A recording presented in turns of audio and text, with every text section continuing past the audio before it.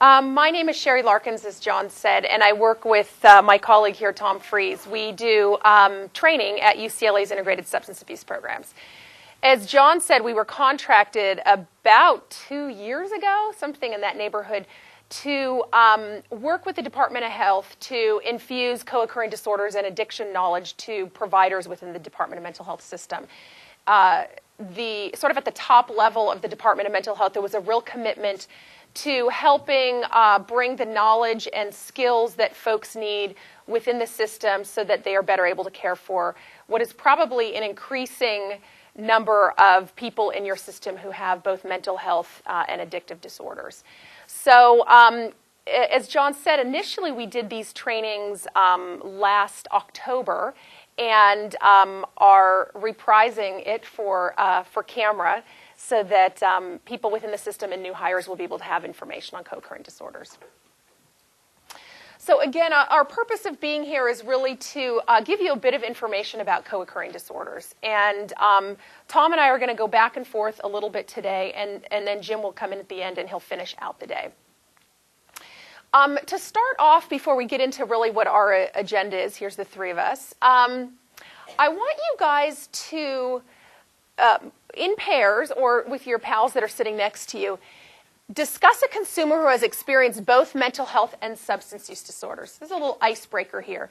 Come up with a client that you have currently on your caseload that you suspect has both a mental health and addictive disorder, and ask yourself this: how is this consumer unique from your plain old mental health folks? When we don't layer on addiction, what's the difference? What's unique about those who have both mental health and addictive disorders? I want you to talk about how the consumer presents and what behaviors does he or she exhibit that are different from a consumer with mental illness only. So why don't you guys take a couple minutes, and if you don't know who you're sitting next to, shake their hand, introduce yourself. I assume most of you go way back, but some of you probably only go not so way back. So why don't you guys take a couple minutes, and then we'll regroup.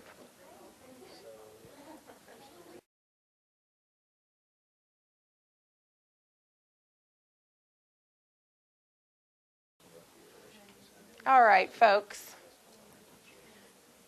I was trying to bend my ear and hear a little bit about what was going on. How do these consumers present? How are they unique from your other folks? I had a few good responses. Yeah.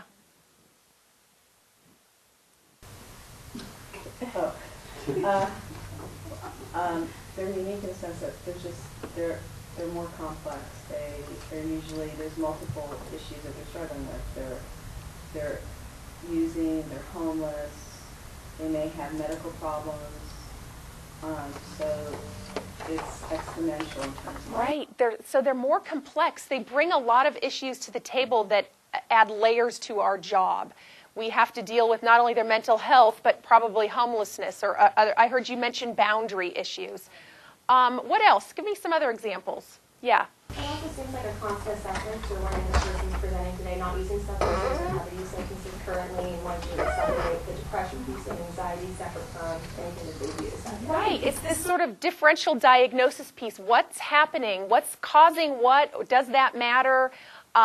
Is this person using? Are they not using? And really sort of trying to disentangle the effect of substance on behavior or the issues of behavior and how it's affecting substance use. Yeah, right here.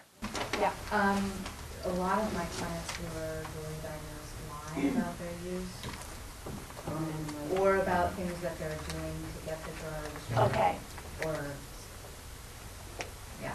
Right. So you have some concerns about whether or not they're disclosing accurate information, whether or not there's authenticity to their responses or their interactions with you. Sure. Sure. Anybody else? I feel like on the clinician there's a lot more countertransference. There's a lot more feelings of clinicians that were working with vulnerable populations. Happy, joyous feelings? Exactly. Yeah. Specifically, what kind of feelings do you think these clients generate that are unique? I think like a lot of frustration. Sometimes. Sure.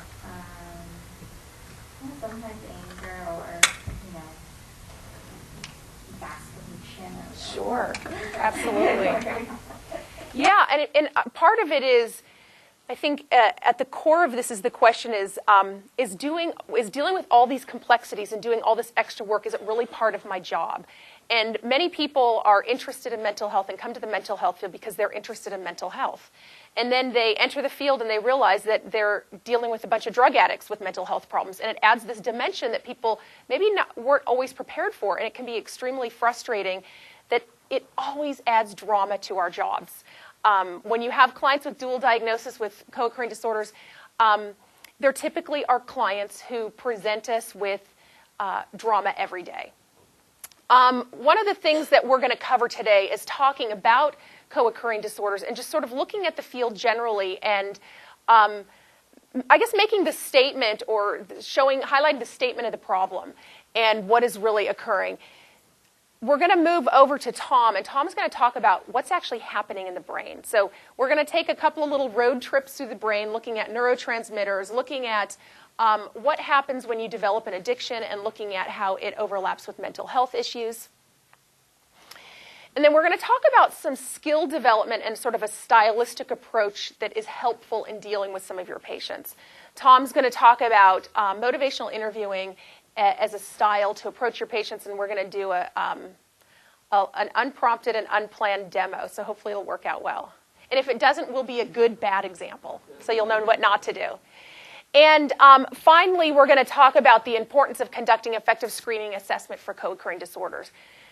Jim in the afternoon is going to spend a lot of time on the changes in the forms, the COD forms that have been happening within the system. But I'm going to talk a little bit about the importance of conducting effective screening and assessment. And then finally, Jim's going to come in and talk about doing a brief intervention with your clients. How to, in the limited time that you sometimes have with a client, if you suspect that somebody's using, how can you intervene in a way to get them to accept a referral to treatment or accept a referral to address their issues of addiction? Because as some of you, I think, said, they probably have some really good reasons to not disclose everything to us. They may be concerned about their benefits. Some women are concerned about their children. And when we see in the system, we'll notice that if people have a co-occurring disorder, they are more likely to see you. They're more likely to come through a mental health door than they are through the addiction door.